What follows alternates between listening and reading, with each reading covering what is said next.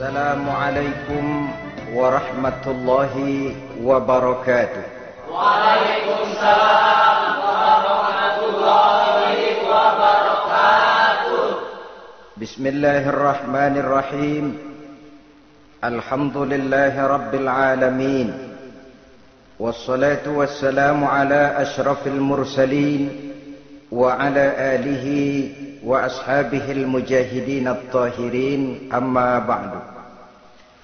Saudara-saudara kaum muslimin rahimakumullah, sebagai kelanjutan dari pembicaraan kita tentang serial para nabi, maka pada pertemuan kali ini kita akan membicarakan riwayat tentang Nabi Sulaiman alaihi salam dan Ratu Balqis.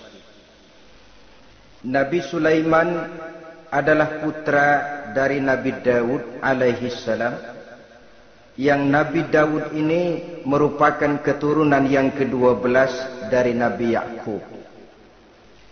Pada diri Nabi Sulaiman bertemu kebesaran dunia dan kebesaran akhirat. Ya, beliau seorang raja, ya, beliau seorang rasul, ya, beliau seorang pemimpin agama, ya, juga beliau adalah seorang pemimpin negara.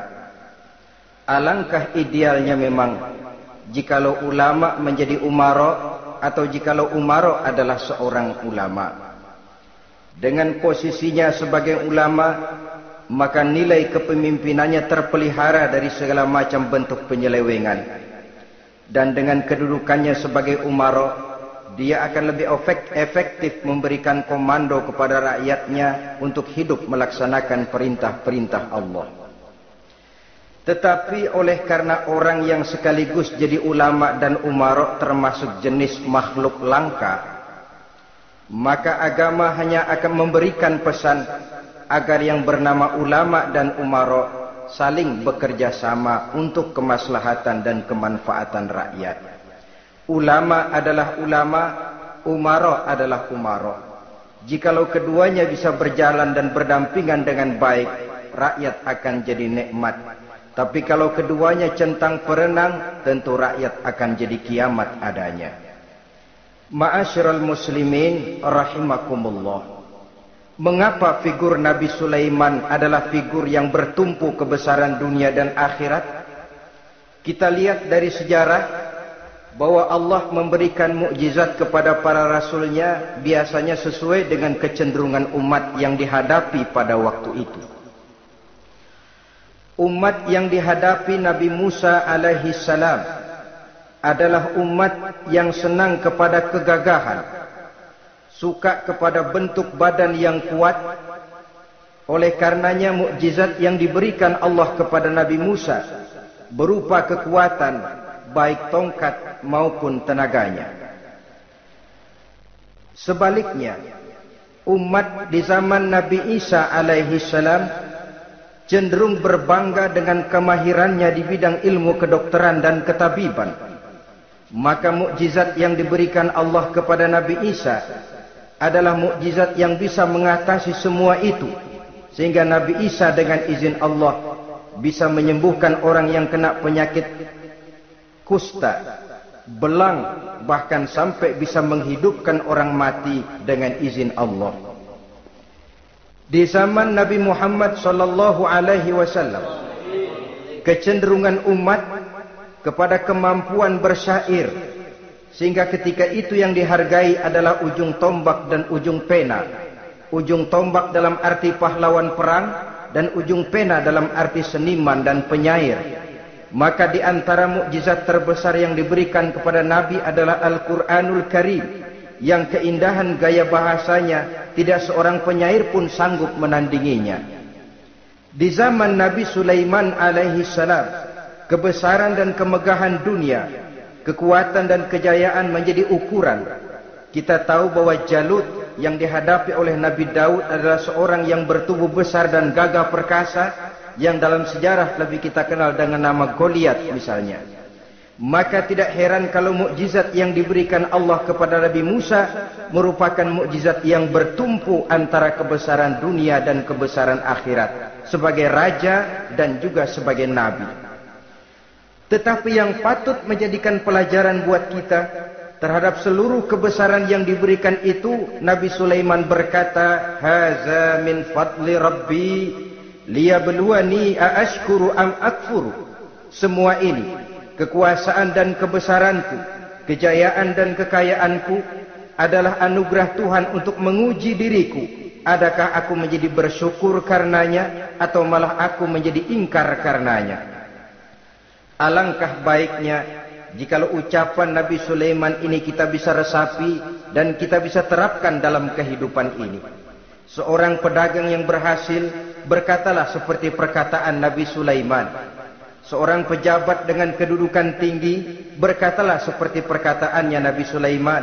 Seorang ulama dengan posisi sebagai pemimpin yang non formal berkatalah seperti perkataan Nabi Sulaiman. Seluruhnya berkata, "Haza min fadli Rabbi." Seluruhnya ini adalah karunia Allah untuk menguji diriku, adakah aku bersyukur atau aku menjadi ingkar karenanya.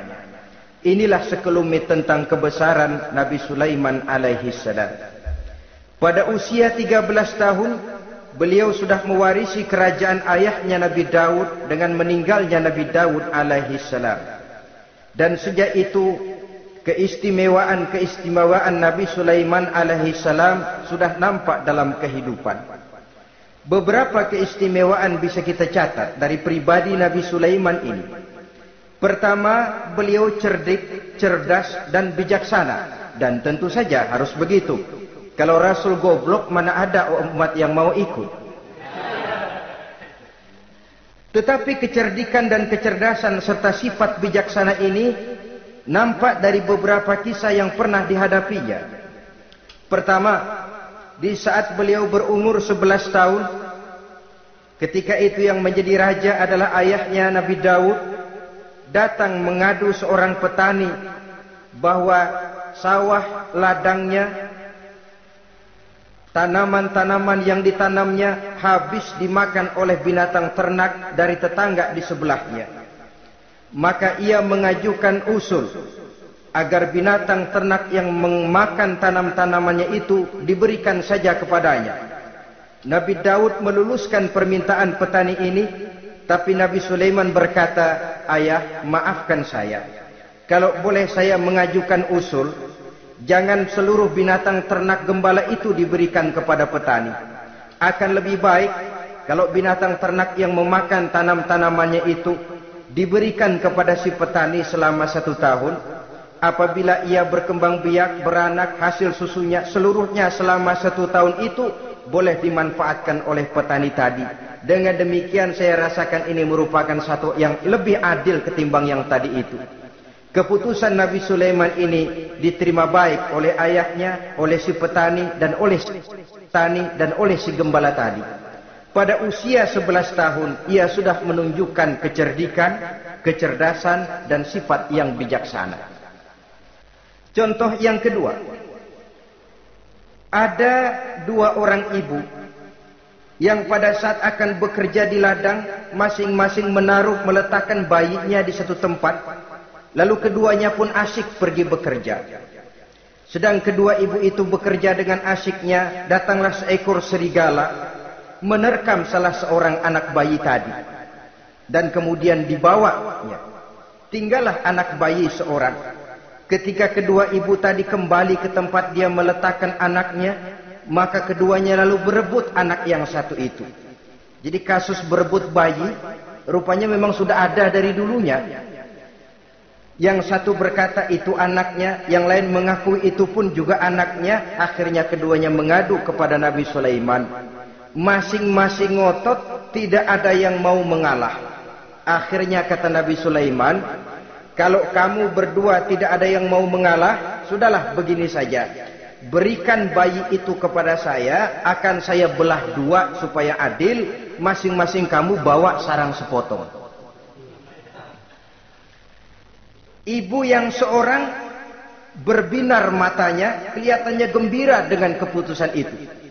"Saya setuju Nabi Sulaiman, ini keputusan yang sangat adil. Betul, belah 2 saja bayi itu." Tapi ibu yang seorang malah berurai air matanya, membasahi pipinya. Ya Sulaiman, daripada Tuhan belah dua anak itu, biarlah berikan saja kepada ibu yang mengaku tadi itu. Tidak sampai hati saya melihat anak yang begini ini harus menjadi korban. Biarlah dia diasuh oleh ibu yang mengakuinya tadi, asal dia tetap hidup. Nabi Sulaiman tersenyum, lalu berkata kepada ibu yang berurai air mata tadi, ambillah anak ini bu, karena ia memang benar anak ibu. Sebab sekejam-kejamnya hati seorang ibu tidak akan sampai melihat anaknya dibelah dua. Adapun engkau ibu yang gembira, engkau sesungguhnya ibu yang kurang ajar. Cuma sekedar ngaku-ngaku, buktinya anak mau dibelah dua kamu setuju. Ibu macam apa kamu anak dibelah dua setuju? Akhirnya ibu yang satu itu menerima hukuman yang setimpal karena mengakui sesuatu yang bukan haknya. Di sini kita lihat kebijaksanaan yang dimiliki oleh Nabi Sulaiman alaihi salam. Bukti yang ketiga, pada waktu beliau mengadakan jihad fi sabilillah, beliau mengadakan mobilisasi dana. Tidak cuma manusia, binatang seluruhnya ikut memberikan sumbangan. Ketika datang gajah, gajah nyumbang kerbau. Datang kerbau, kerbau nyumbang kambing. Datang kambing, kambing nyumbang ayam. Datang ayam nyumbang burung. Datang burung nyumbang balang. Datang balang nyumbang semut. Gajah yang nyumbang kerbau ngelihat balang nyumbang semut ketawa. Hei semut, balang, Nabi Sulaiman kamu berikan semut untuk apa kayak gitu kecilnya? Liatin dong saya nyumbang kebo, kata gajah. Nabi Sulaiman tersenyum seraya bersabda, al-hadiyatu biqadril muhdi. Pemberian itu memang sesuai dengan kemampuan orang yang memberi. Kalau gajah nyumbang kerbau itu wajar saja. Gajah besar sumbangannya pun besar. Sebaliknya kalau balang nyumbang semut itu juga memang pantas. Balang kecil sumbangannya pun kecil. Yang tidak wajar kalau ada balang mau nyumbang kerbau, ada gajah nyumbang semut. Di sini kelihatan watak yang bijaksana dari Nabi Sulaiman alaihi salam. Ini merupakan ciri keistimewaannya. Setiap rasul dibekali dengan sifat ini yang namanya sifat fatonah. Cerdik, cerdas, dan bijaksana. Yang ini memang merupakan mukjizat. Kecerdasan seorang rasul tidak merupakan hasil sekolahan, tapi merupakan bimbingan wahyu semata-mata, dan ini yang tidak bisa ditandingi oleh manusia. Jadi jangan lalu ngambil dalih Rasul aja nggak sekolah pinter, lalu ikut nggak sekolah, ya goblok terus. Itu khususiat kok. Sifat yang namanya fatona itu merupakan bimbingan daripada wahyu. Adapun manusia, jikalau dia mau cerdik, jikalau dia mau cerdas, jikalau dia mau bijaksana, dia harus belajar. Ya lewat bangku sekolah, ya lewat teman bergaul, ya lewat bertanya kepada orang-orang pandai, atau autodidak. Dengan hidup banyak membaca dari kehidupan ini. Dengan demikian nilai kecerdikan, kecerdasan dan kebijaksanaannya akan bisa meningkat adanya. Ini keistimewaan pertama. Keistimewaan yang kedua, Nabi Sulaiman diberikan kekuasaan oleh Allah sehingga bisa menguasai angin, jin, bahkan juga mengerti segala macam bahasa binatang. Menguasai angin, beliau bisa menundukkan angin ribut dan memerintahkannya angin itu. Dalam surah Al-Anbiya ayat 81 kita temukan, wali Sulaiman ar-riha asifatan tajri bi amrihi ilal ardil lati barakna fiha. Dan bagi Sulaiman, ia mampu menundukkan angin ribut yang bertiup menurut perintahnya ke permukaan bumi yang kami berkahi di dalamnya. Menguasai angin, barangkali istilah sekarangnya, memahami betul meteorologi. Itu sebabnya mukjizat hanya diberikan kepada Rasul. Orang yang jiwanya sudah stabil. Coba kalau potongan kita diberikan keistimewaan bisa ngatur angin, Saban Sari main angin. Nggak boleh ada orang kita keselin, kesel sama orang, undang angin, hantam saja. Maka mukjizat semacam ini hanya diberikan kepada orang yang jiwanya sudah stabil. Ada satu cerita, namanya juga cerita, tapi kebenarannya mendekati. Seorang wali di tanah Jawa, sholat Jumat di Masjidil Haram di Mekah. Namanya wali kalau di Jawa kan pakai belangkon. Dia sembahyang di Masjidil Haram. Ini ada orang Arab usil, tumben ngelihat belangkon. Ini apa di tengah masjid? Dia tepak belangkon itu, miring di atas kepala. Begitu belangkonnya miring, tanah kayaknya ikut miring. Sehingga penduduk heran, ini apa tanah jadi miring begini? Lalu ada seorang wali juga yang alim dan mengerti, lihat-lihat di tengah Masjidil Haram ada belangkon miring di atas kepala. Wah, jangan-jangan ini sebabnya ini. Dia samperin, dia dananin lagi tuh belangkon rata, tanah kelihatannya kayak rata lagi. Keistimewaan seperti ini pun hanya diberikan kepada orang yang jiwanya memang sudah stabil. Coba kayak kita diberikan keistimewaan kayak begitu, main belangkon melulu. Saudara-saudara kaum muslimin rahimakumullah, juga bisa menguasai jin, memerintahkan jin, dan juga mengerti segala macam bahasa binatang. Kita bisa lihat dalam surah As-Saba ayat 12 misalnya. Demikian juga tentang mengerti bahasa binatang. Pada satu hari Nabi Sulaiman dan bala tentaranya lewat di satu lembah. Lembah itu kebetulan lembah semut. Ketika mereka lewat di lembah itu, Raja Semut lihat dari kejauhan, dia pidato kepada rakyatnya para semut itu. Apa katanya? Ya ayyuhan namlu dukhulu masakinakum la yahtimannakum Sulaiman wa junuduh wa hum la yash'urun. Jadi ini Raja Semut melihat Nabi Sulaiman datang bersama seluruh bala tentaranya, dia pidato kepada rakyatnya. Saudara-saudaraku rakyat semut, di mana saja suara saya bisa didengar. Lembah itu kebetulan lembah semut. Ketika mereka lewat di lembah itu, Raja Semut lihat dari kejauhan, dia pidato kepada rakyatnya para semut itu. Apa katanya? Ya ayyuhan namlu dukhulu masakinakum la yahtimannakum Sulaiman wa junuduh wa hum la yash'urun. Jadi ini Raja Semut melihat Nabi Sulaiman datang bersama seluruh bala tentaranya, dia pidato kepada rakyatnya. Saudara-saudaraku rakyat semut, di mana saja suara saya bisa didengar. Perhatian, perhatian. Ini Nabi Sulaiman mau lewat dengan seluruh bala tentaranya. Kamu semua supaya masuk ke dalam lubang kamu masing-masing. Sebab kalau kamu nggak masuk ke lubangmu masing-masing, akan diinjak oleh Sulaiman dan bala tentaranya, sedangkan mereka tidak tahu kalau kamu kena injak. Masuklah semut itu seluruhnya ke dalam lubangnya masing-masing. Nabi Sulaiman senyum. Fatabassama dhahikam min qawliha. Mendengar ucapan Raja Semut ini, Nabi Sulaiman tersenyum. Lalu berkata, apa katanya? Rabbi auzi'ni an ashkura ni'mataka allati an'amta alayya wa ala walidayya wa an a'mala salihan tardahu wa adkhilni birahmatika fi ibadika salihin. Satu pengakuan yang tulus, yang jauh dari watak kesombongan.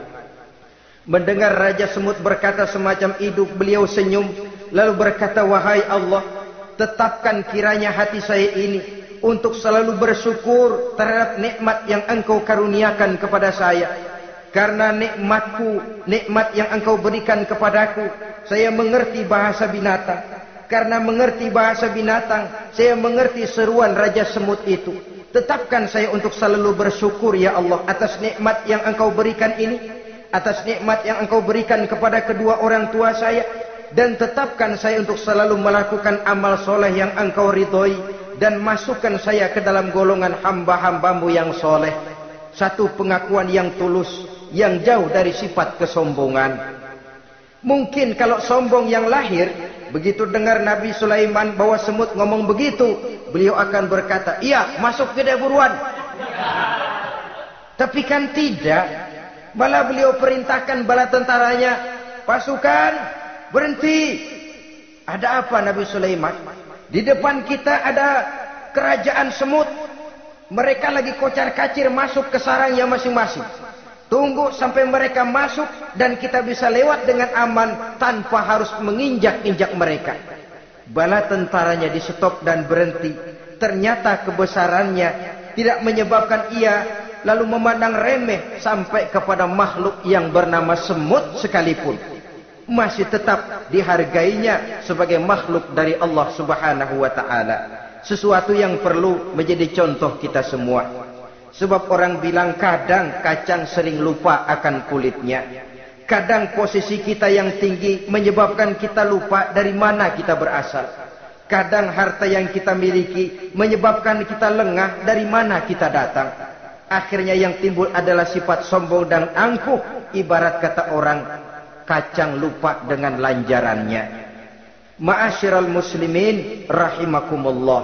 Ini kebesaran dan keistimewaan yang diberikan Allah kepada Nabi Sulaiman alaihi salam. Apa yang perlu kita jadikan tamsil dan ibarat dari kebesaran ini? Saudara-saudara kaum muslimin rahimakumullah. Keadilan sebagai umara yang berpadu dengan kebijaksanaan sebagai ulama. Satu hari seorang sahabat bertanya kepada Rasulullah sallallahu alaihi wasallam, "Ya Rasul, kalau pada satu saat ajal merenggut Tuan berlalu meninggalkan kami sekalian, kita berpisah untuk selamanya ya Rasul. Dalam kondisi semacam itu, azahrul ardi khairun lana ambatniha. Mana yang lebih baik ya Rasul buat kami kalau sudah ditinggalkan oleh Tuan? Permukaan bumi atau perut bumi yang lebih baik?" Ini pertanyaan dengan bahasa kinayah. Permukaan bumi maksudnya hidup. Perut bumi maksudnya mati. Orang kalau sudah masuk ke perut bumi kan habis. "Ya Rasul, kalau engkau sudah tidak ada meninggalkan kami semua, mana yang lebih baik buat kami, hidup atau mati?" Bukan main pertanyaan ini. Di satu sisi menggambarkan cintanya sahabat kepada Nabi. Sehingga kalau tidak bisa mati bersamaan, biarlah mati beriring saja. Di lain pihak juga mencerminkan bingungnya sahabat kalau sudah ditinggalkan oleh Rasul. Atas pertanyaan ini, apa jawab Rasul? "Kamu enggak usah khawatir. Walaupun aku sudah tidak ada, kembali ke hadratullah azza wa jalla, meninggalkan kamu semua, kamu tidak usah bingung. Dengan syarat, idza kana umaraukum khiyarukum wa amrukum syura bainakum wa aghniyaukum askhiyaukum fa zahrul ardi khairul lakum min batniha." Kalau saja para umara, kalau saja pemimpin-pemimpin kamu adalah orang-orang yang terbaik di antara kamu, dan seluruh persoalan yang kamu hadapi dapat kamu musyawarahkan dengan baik, lalu orang-orang kaya di antaramu adalah orang-orang yang dermawan, ketika itu walaupun aku sudah tidak ada, hidup lebih baik daripada mati. Permukaan bumi lebih baik daripada perut bumi. Dengan catatan tiga tadi. Pemimpinmu orang yang terbaik di antara kamu. Segala persoalan kamu musyawarahkan. Dan orang kayamu orang dermawan. Walaupun aku tidak ada, hidup lebih baik daripada mati. Tapi sebaliknya kata Nabi, "Idza kana umaraukum syirarukum." Kalau umarokmu, pemimpin-pemimpinmu adalah orang-orang yang terjahat di antara kamu. Wa amrukum ala nisaikum. Dan segala urusanmu sudah diatur oleh perempuan. Walaupun dia tidak naik di bidang eksekutif, tidak memegang kekuasaan, tapi kekuasaan bayangannya jauh lebih menentukan daripada kekuasaan yang sesungguhnya. Kalau perempuan sudah ikut campur mengaturmu, kemudian wa askhiyaukum bukhalaukum. Orang-orang kaya di antaramu adalah orang-orang yang bakhil bin pelit alias kikir. Maka ketika itu kata Nabi, fabatnul ardi khairul lakum min zahriha. Perut bumi lebih baik daripada permukaan bumi. Apa yang bisa diharapkan dari pemimpin yang zalim? perempuan yang sok kuasa, dan orang-orang kaya yang bakhil dan pelit. Dalam kondisi semacam itu, bertemulah kita dengan yang bernama kiamat. Dan kalau sudah kiamat macam itu, kata Nabi, perut bumi lebih baik daripada permukaan bumi. Maka yang kita perlukan sekarang adalah kerjasama antara ulama dengan umara. Ulama bukan umara, umara pun bukan ulama. Harus saling kerjasama dan jangan saling memperalat. Kerjasama menurut bidangnya masing-masing, menjadi yang terbaik di bidangnya. Jangan sudah jadi kiai karena ingin berpartisipasi aktif lalu pindah jadi pemborong jembatan. Tidak sadar akan profesinya. Dan orang lalu tidak bisa berkata, apaan kiai mubalik bisanya cuma ngomong saja. Sekarang kan zaman pembangunan perlu karya nyata. Mana ada ustadz kiai mubalik bikin irigasi, cuma pidato saja. Apa kemiskinan bisa diatasi dengan pidato? Ini juga orang tidak ngerti urusan. Wong Nabi saja ngajarin kok, iza wusidal amru ila ghairi ahlihi fantaziris sa'ah. Yang kemudian diterjemahkan dalam manajemen modern, the right man on the right job. Bahwa persoalan harus diserahkan kepada orang yang memang ahlinya. Lah kalau kiai ngurus irigasi, apa nanti lurah mau ngajar fikih?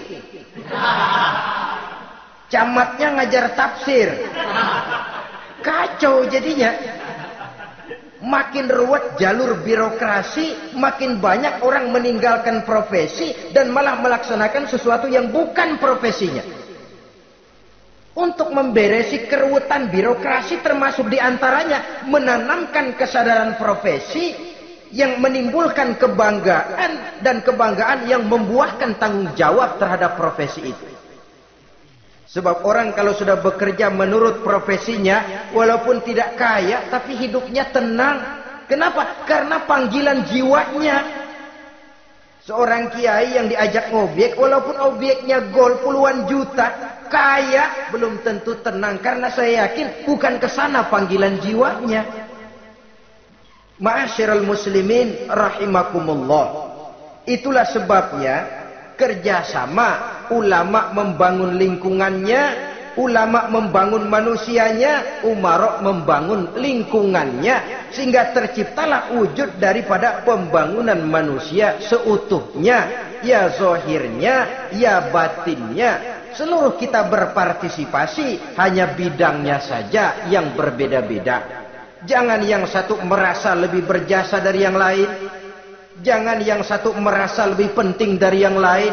Seluruh kita penting, seluruh kita berjasa, cuma bidang kita saja yang berbeda-beda. Inilah bahasa Quran, kullun ya'mal ala syakilatih. Setiap orang bekerja menurut profesinya masing-masing. Ma'asyiral muslimin rahimakumullah. Kita kembali kepada riwayat Nabi Sulaiman alaihi salam. Satu hari ketika beliau sedang menginspeksi pasukan, berkumpullah pasukan beliau itu, ya tentara yang manusianya, ya pasukan jinnya, ya seluruh binatang-binatangnya berbaris. Beliau selaku inspektur upacara mengadakan inspeksi pasukan. Dari sekian pasukan-pasukan yang diperiksanya pada waktu itu, Nabi Sulaiman melihat tidak terdapat burung hudhud. Beliau bertanya-tanya, "Ma liya aral hudhuda am kana minal ghaibin?" Kemana burung hudhud? Orang lain pada kumpul, dia sendiri tidak ada. Awas kalau dia datang, kalau dia tidak bisa memberikan alasan yang tepat kemana dia, akan saya berikan sanksi dan hukuman. Ini namanya pemimpin yang bertanggung jawab toh. Seorang pun dari yang dipimpinnya tidak ada, menjadi pertanyaan. Tidak lama kemudian datang burung hudhud. Begitu datang lalu memberikan laporan kepada Nabi Sulaiman. Kalau istilah sekarang, begitu dia sampai berdiri hormat, lapor, kata hudhud ini.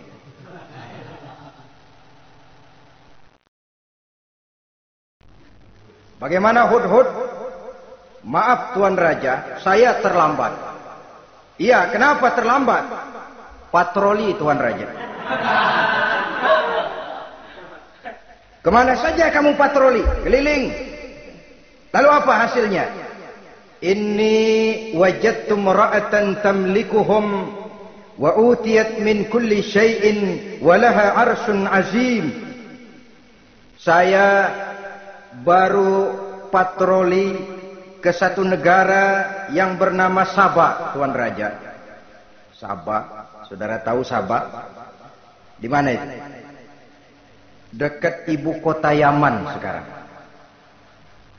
Di sana Tuan Raja, kata Hudhud ini, wajadtu mar'atan tamlikuhum. Yang jadi raja perempuan. Kalau Tuan raja besar, Tuan orang laki. Ayah Tuan raja besar Nabi Daud laki. Ini mah model Tuan Raja. Orangnya rajanya raja besar tapi perempuan. Tumben saya ngelihat ada raja perempuan, kerajaannya begitu besar. Begitu. Iya. Lalu dia jadi raja bagaimana? Ya mewarisi kerajaan ayahnya Sri Baginda Raja Sarahil. Ketika ayahnya wafat, dia naik. Walaha arsyun azim. Singgasananya besar, bagus, antik Tuan Raja. Terus bagaimana lagi? Wajadtuha wa qaumaha yasjuduna lisyamsi min dunillah. Yang jadi pikiran saya Tuan Raja, dengan kekuasaan yang besar, mereka itu seluruhnya, seluruh bala tentaranya dan kaumnya, yasjuduna lisyamsi. Mereka menyembah matahari, bukan menyembah Allah. Mendengar ini Nabi Sulaiman tergerak hatinya. Waktu mendengar rajanya perempuan, kekuasaannya besar, belum tergerak. Tapi ketika sampai kepada yasjuduna lisyamsi, mereka sujud kepada matahari, di situ pribadi seorang rasulnya tergerak. Siapa nama ratu itu? Namanya Ratu Balqis Tuan Raja. Begini Hudhud, laporan kamu saya terima. Alasan kamu datang terlambat bisa dipertanggungjawabkan. Kamu tidak kena hukuman. Cuma begini saja Hudhud, karena kamu yang laporan, kamu yang tahu lokasi negaranya, kamu yang harus melaksanakan tugas ini. Apa Tuan Raja? Idhab bi kitabi hadza fa'alqih ilaihim. Kamu berangkat lagi ke negeri Sabah, bawa surat saya, berikan kepada mereka. Thumma tawalla anhum. Kemudian kamu berpaling dari mereka, tapi jangan pulang. Fanzur madza yarji'un. Lihat apa reaksi mereka setelah menerima surat ini. Baik Tuan Raja, baik.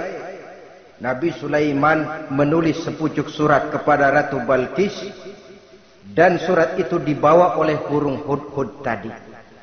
Terbanglah si burung Hudhud ini ke negeri Sabah, masuk ke istana Ratu Balqis, dan surat itu jatuh di kamar Ratu Balqis.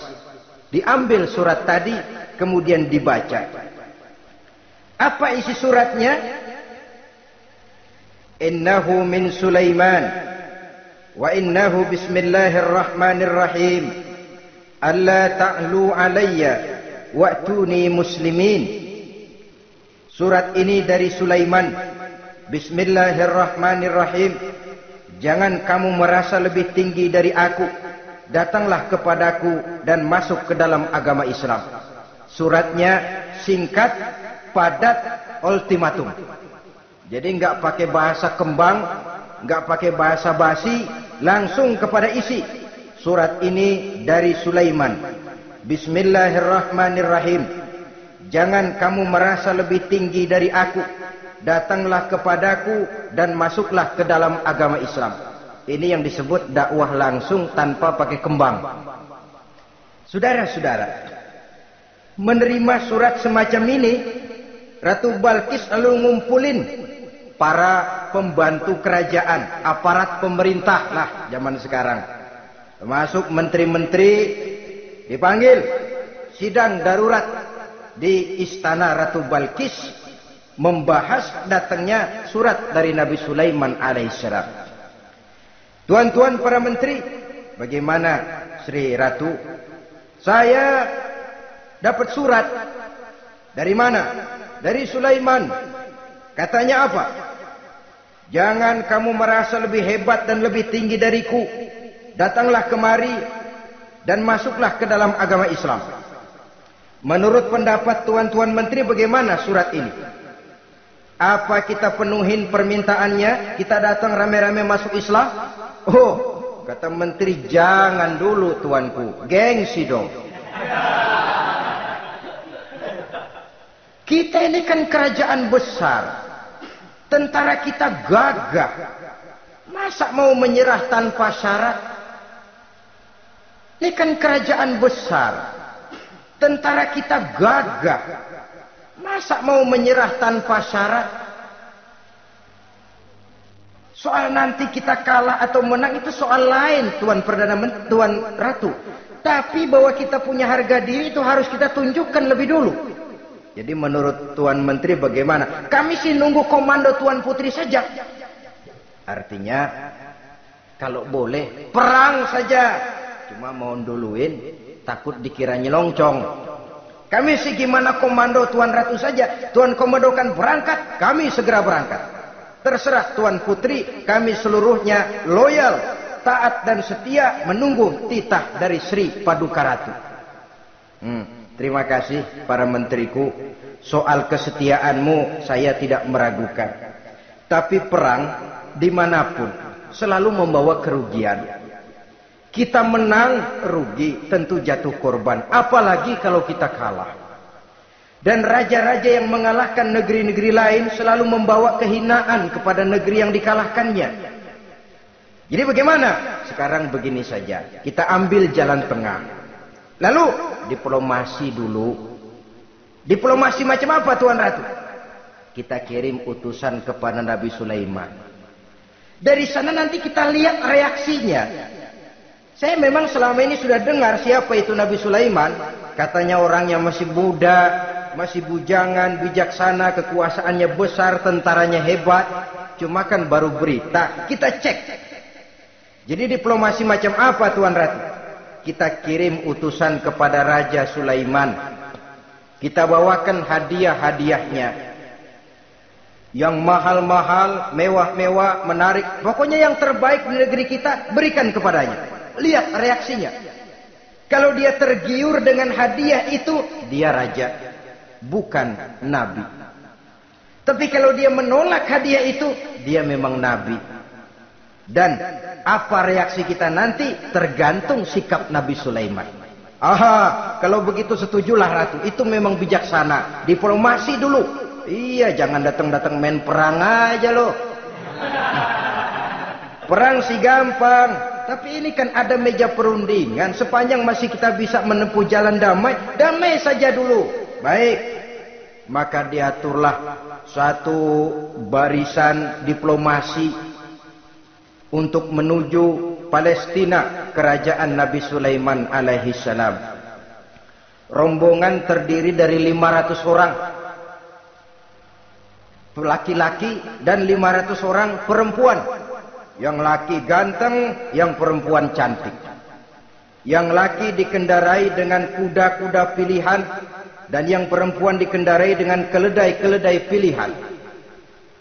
Kuda dan keledai pun dihiasi begitu rupa. Pelanaknya yang terbagus dilapis dengan sutra. Sedangkan bawaan-bawaannya tidak lain daripada intan, berlian, mutiara, jamrud, yakut, kesturi yang dilapis dengan sutra tenun yang asli. Pendeknya hadiah yang serba wah. Dan rombongan ini dipimpin oleh seorang diplomat ulung dari negeri Sabah bernama Munzir bin Amru. Ini ahli diplomasi dari negeri Sabah. Dipesanlah oleh Ratu Balkis, kalau datang nanti kamu ke negeri Sulaiman, sikapmu harus begini, begini, dan segala macam. Ditatar dulu. Sebab ini mau diplomasi tingkat tinggi. Baik, Sri Ratu. Nah, sudah mendengar perundingan ini, burung hudhud pulang ke ke negeri Nabi Sulaiman. Apel lagi, lapor Tuan Raja. Bagaimana Hudhud? Sikapnya mereka akan mengutus utusan dengan membawa berbagai macam hadiah untuk datang ke negeri kita. Baik.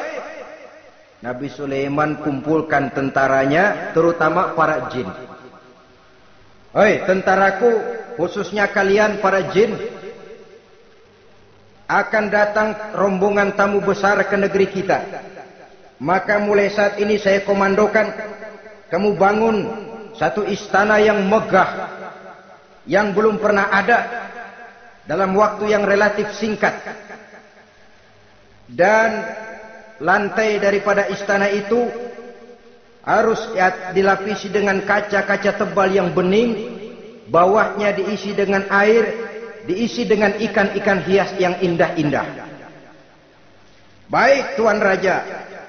Maka tentara Nabi Sulaiman, sejak manusia sampai binatang sampai jin, semuanya kerja bakti membangun istana yang megah. Sehingga sebelum rombongan kerajaan Sabah ini sampai, istana sudah selesai. Mereka masuk ke dalam istana Nabi Sulaiman. Begitu melihat lantainya gemerlapan air, masing-masing pada ngangkat kain. Takut kainnya basah. Waduh, ini istana kebanjiran begini. Kata Nabi Sulaiman, nggak usah diangkat kainnya, nggak usah. Ini dilapis kaca, cuma bawahnya memang kolam. Kolamnya berisi ikan. Oh, bengong, bengong, bengong aja pada melongo mulutnya. Saudara-saudara, jadi persis orang yang tinggal di puncak gunung datang ke tengah-tengah kota. Kan noraknya minta ampun. Apaan aja ditunjuk. Apaan aja dilihat, apaan aja ditunjuk. Ini ya, itu ya, wah. Wah, sudah semuanya serba wah. Jadi kalau istilah tingkat diplomasinya, mereka sudah kalah mental. Dan itu sudah kemenangan pertama dari Nabi Sulaiman. Sudah shock. Mereka merasa negeri Sabah kaya, luar biasa, hebat. Begitu datang ke negeri Sulaiman, mereka jadi orang norak kayaknya. Sudah kumpul, nah selamat datang tuan-tuan ke negeri kami. Ada pesan apa? Majulah Munzir bin Amru. Tuan Sulaiman, bagaimana? Kami diutus oleh Sri Baginda Ratu Balkis untuk menyampaikan hadiah-hadiah yang kami bawa ini. Intan, berlian, yakut, jamrud, kesturi, dan barang-barang mahal lainnya. Mudah-mudahan Tuan bisa menerima dengan senang hati. Nabi Sulaiman tersenyum. Lalu beliau berkata, "Atumiddunani bimalin, fama atani Allahu khairun mimma atakum." Kamu mau memberikan saya seluruh hadiah-hadiah permata intan ini, padahal apa yang telah diberikan Allah kepada saya jauh lebih baik dari apa yang telah diberikannya kepadamu. Kamu merasa bahwa saya kekurangan semua ini? Ketahuilah tuan-tuan, saya punya lebih banyak dari apa yang tuan-tuan berikan sekarang ini. Irja' ilaihim, bawa pulang kembali seluruh hadiah ini. Sampaikan salam saya kepada ratumu, Ratu Balkis. Falanatiyannahum bijunudin la qibala lahum biha.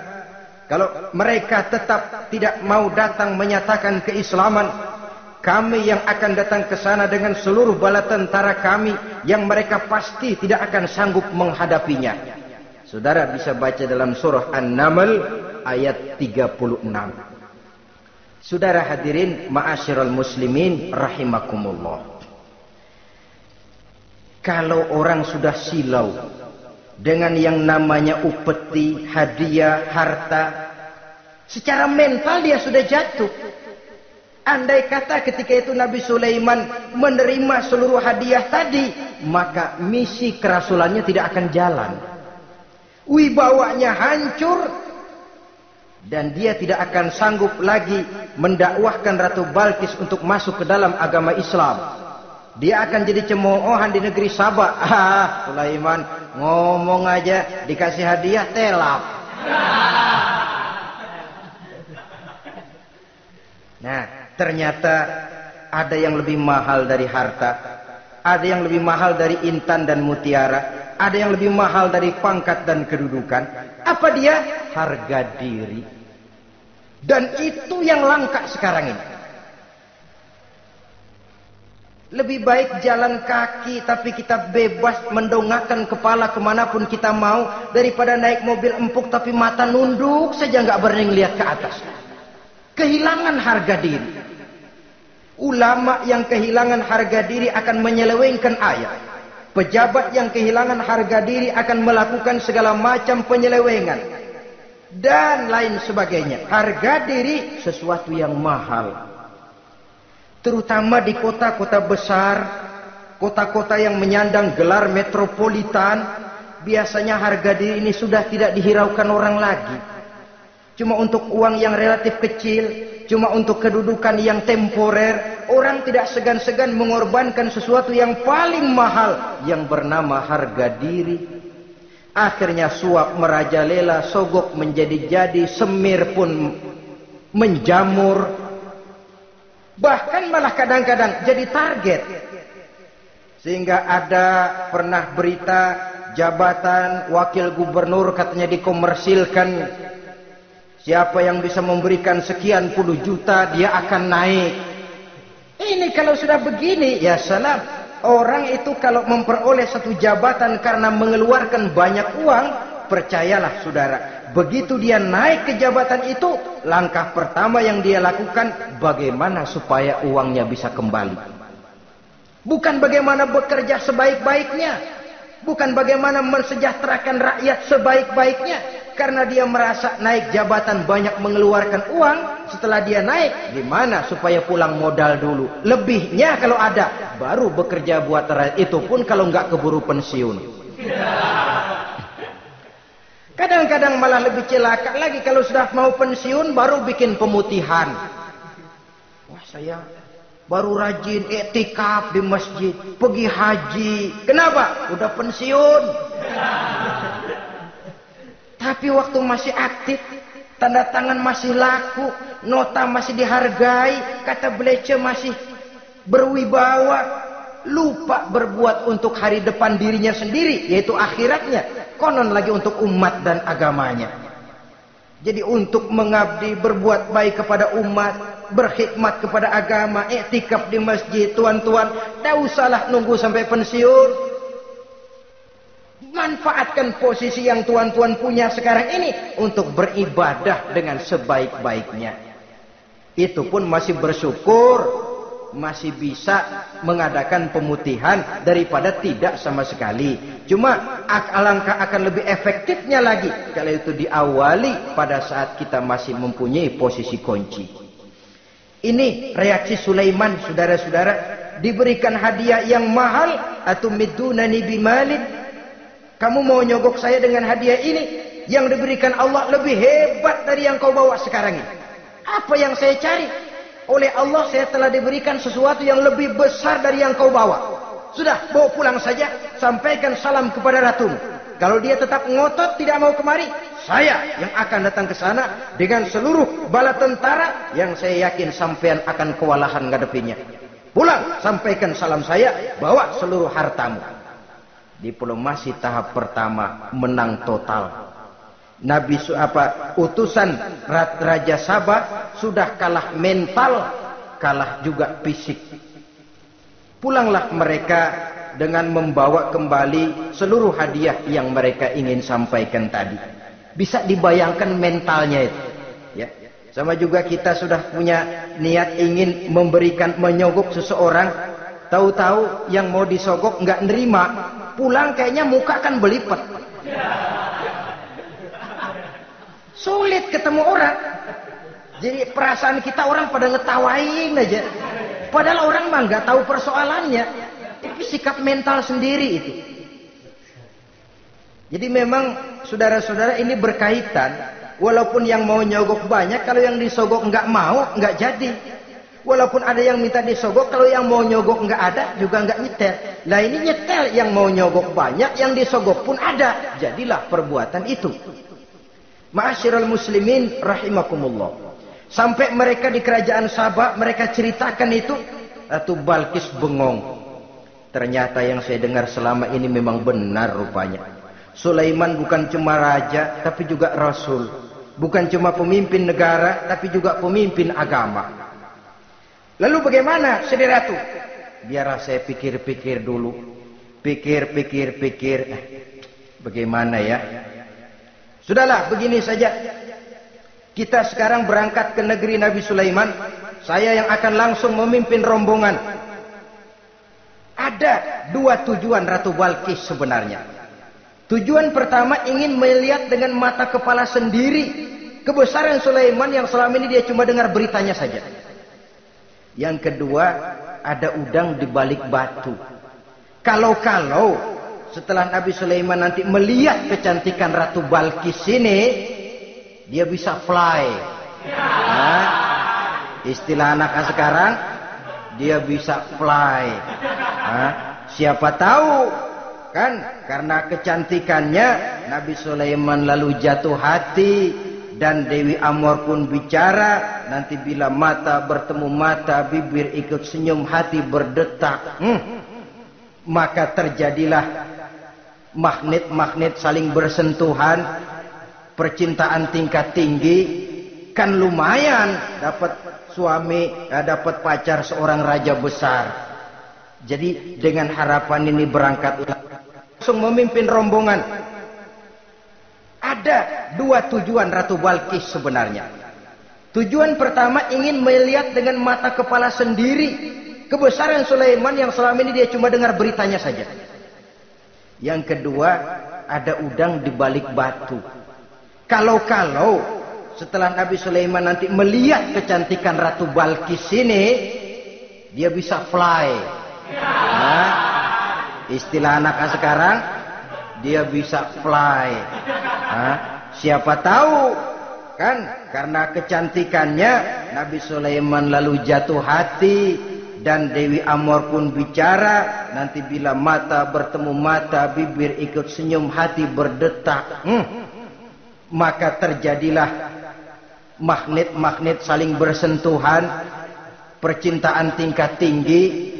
Kan lumayan dapat suami, dapat pacar seorang raja besar. Jadi dengan harapan ini berangkatlah Ratu Balkis ke negeri Nabi Sulaiman. Hud lapor lagi. Lapor. Gimana Hud? Ini Ratu Balkis yang mimpin sekarang. Baik, kita siap-siap. Begini saja kata Nabi Sulaiman. Siapa yang bisa bawa singgasana Ratu Balkis ke sini? Jin Ifrit tampil. Saya. Berapa lama kamu perlukan untuk membawa singgasana Ratu Balkis kemari? Sebelum Tuan bangun dari tempat duduk, itu singgasana sudah bisa sampai kemari, Tuan Raja. Bagus. Ada yang bisa lebih cepat? Saya, kata seorang ulama. Berapa lama? Sebelum Tuan kedip. Asal Tuan kedip, Tuan melek lagi, singgasana sudah sampai di sini. Baik, kerjakan. Dalam waktu sekejap itu singgasana Ratu Balkis sudah sampai di istana Nabi Sulaiman. Pasang di sini, biar dia dudukin nanti. Robah sedikit biar dia nggak kenalin. Dirombak sedemikian rupa. Masuk Ratu Balkis ke istana Nabi Sulaiman. Terjadilah kemudian di perundingan semacam tingkat tinggi antara raja dengan raja. Bagaimana Tuan Ratu Balkis? Iya, Tuan Sulaiman. Iya, bagaimana? Saya kagum dengan kebesaran Tuan. Bukan kebesaran saya. Seluruhnya ini adalah karunia Allah kepada saya. Saya dengar Tuan menyembah matahari. Padahal matahari tidak pernah memberikan apa yang Tuan kehendaki. Matahari tidak pernah menciptakan Tuan. Adalah lebih baik Tuan menyembah yang menciptakan matahari daripada menyembah matahari itu sendiri. Nabi Sulaiman. Bagaimana kalau kita mengadakan ya sambil berunding, sambil lobbying istilah sekarang. Baik, lobbying pun jadi.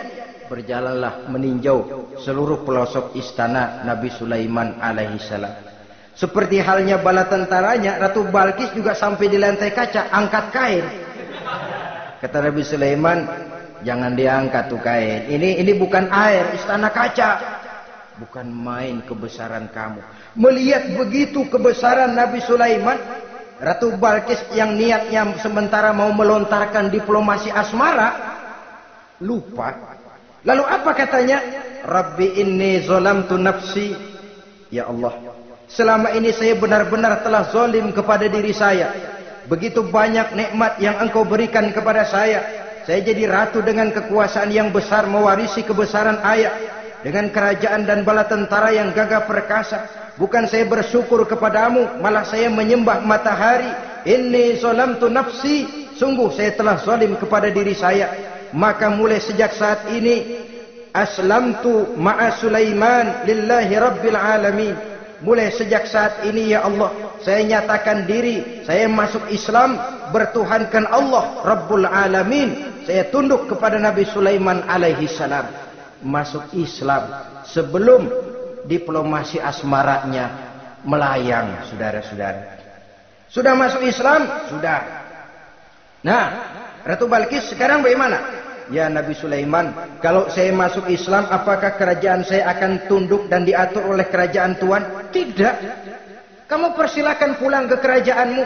Atur negerimu menurut cara yang kamu mau, asal sesuai dengan perintah Allah. Saya bukan penjajah. Saya cuma mengajak kamu ke dalam Islam. Saya tidak ingin meluaskan wilayah saya. Asal kamu sudah masuk Islam, tugas sudah saya jalankan. Perkara kerajaanmu, kau pulang, kau atur dan kau tetap jadi raja. Jangan merasa kalau sudah masuk Islam lalu kerajaanmu saya caplok. Islam bukan penjajah, Ratu Balkis. Baiklah Nabi Sulaiman, saya tahu. Tapi untuk melanggengkan kerjasama antara kerajaan Sabak dengan kerajaan Tuhan, caranya bagaimana? Mulai ngojok-ngojok. Dia nggak bilang lu demen aja deh sama gue. Enggak. Cuma untuk jangka panjang. Jangka panjangnya Sulaiman, supaya kita tetap bisa kerjasama, caranya bagaimana?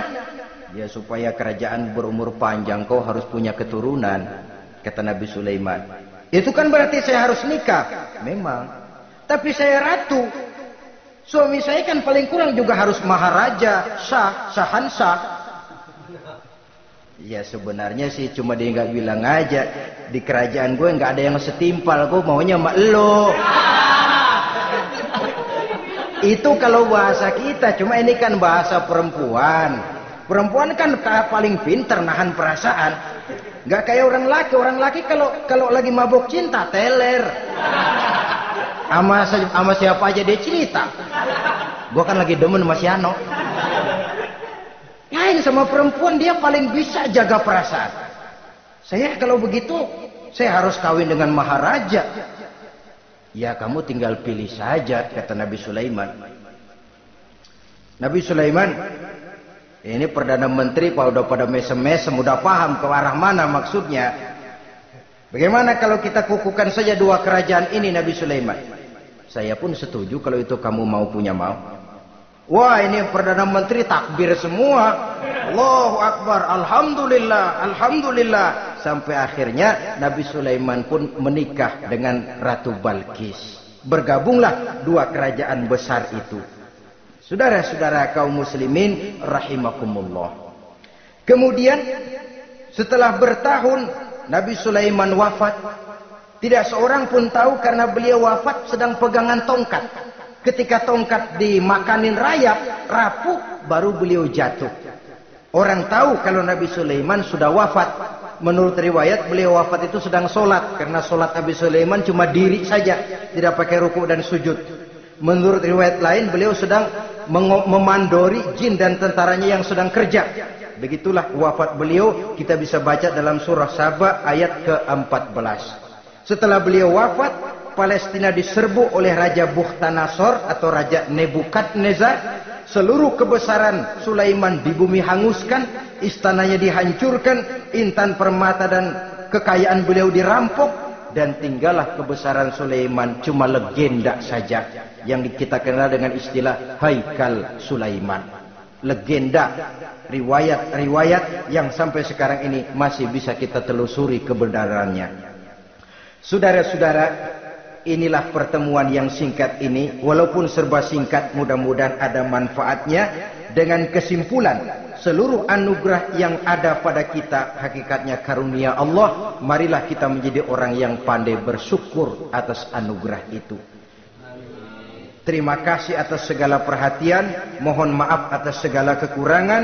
Usikum wa nafsi bitaqwallah. Wassalamualaikum warahmatullahi wabarakatuh. Waalaikumsalam.